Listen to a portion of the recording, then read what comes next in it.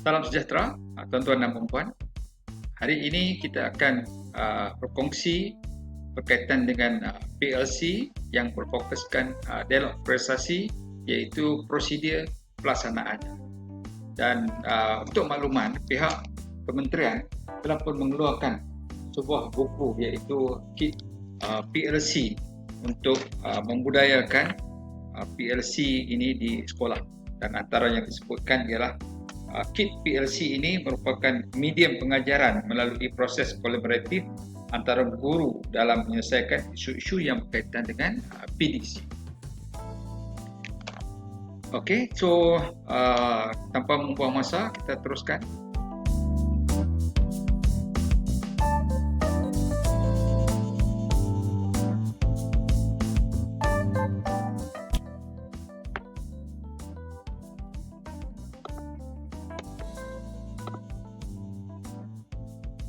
Jadi di dalam buku ini, tuan-tuan dan puan, disebutkan beberapa strategi dan alat kolaboratif. Antaranya ialah dialog refleksi, perkongsian amalan terbaik, fokus secara kolektif terhadap pembelajaran murid, kolaboratif dan berkongsi norma dan nilai. Dan untuk tajuk hari ini iaitu dialog prestasi terdapat di dalam strategi kolaboratif. Jadi kita lihat bagaimanakah dialog prestasi itu dilaksanakan dan apakah definisinya.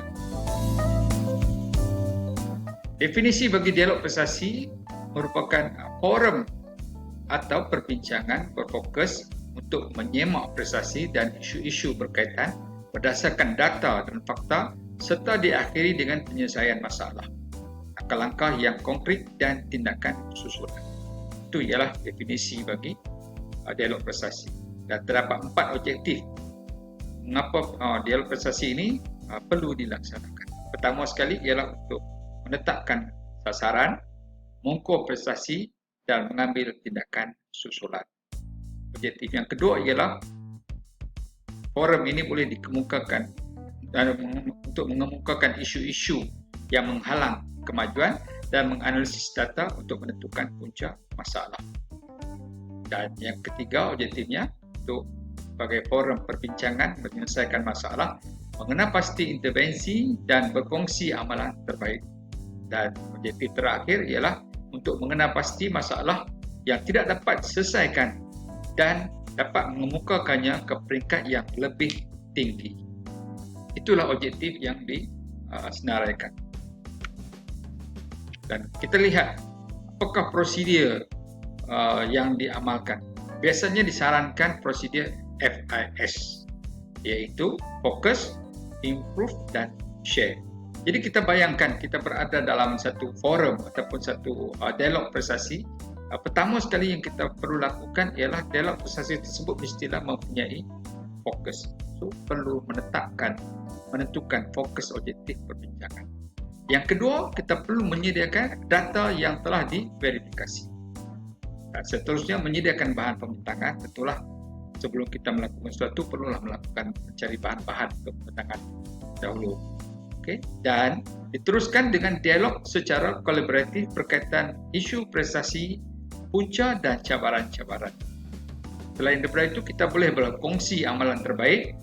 Contohnya mungkin yang telah dilaksanakan dalam program-program yang sebelum ini, dan boleh dalam forum ini boleh kita berkongsi pengalaman-pengalaman terbaik tersebut. Dan seterusnya ialah mencatat keputusan untuk pendokumentasian. Masuk kepada tahap yang kedua, fasa kedua iaitu improve. Improve ini maksudnya ialah kemungkinan kita telah pun melaksanakan dialog prestasi yang pertama.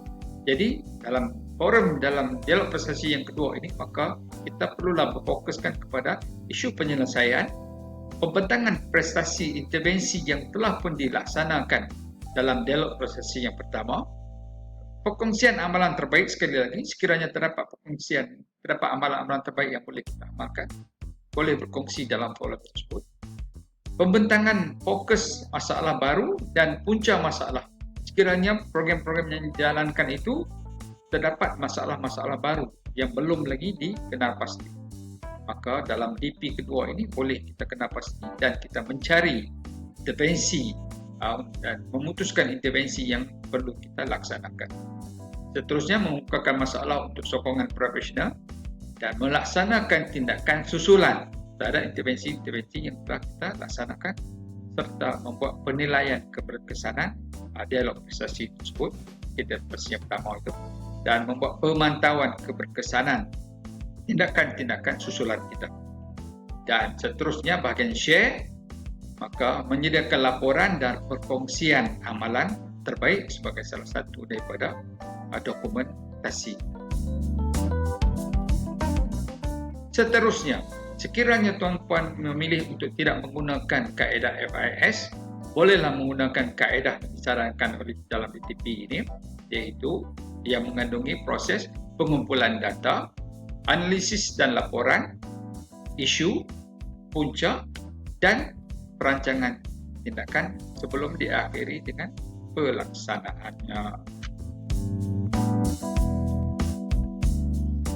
Seterusnya, saya tunjukkan contoh dan saya amat berterima kasih kepada PPD Batu Pahat, Johor Bahru yang sudi berkongsi kaedah ataupun contoh pelaporan DP yang dilaksanakan di sana.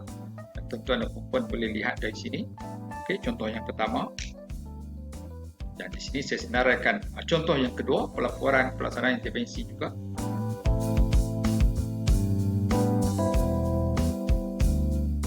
Dan ketiga, pelaporan intervensi yang dipermudahkan berdasarkan kepada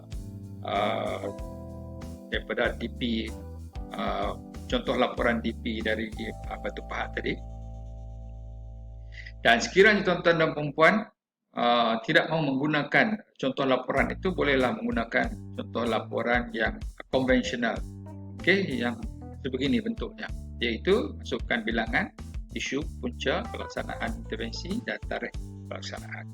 Jadi terpulanglah kepada tuan-tuan dan puan untuk menggunakan borang ataupun persediaan yang sebagaimana yang diputuskan dalam mesyuarat untuk pelaporan dalam prestasi tersebut. Sekian, terima kasih.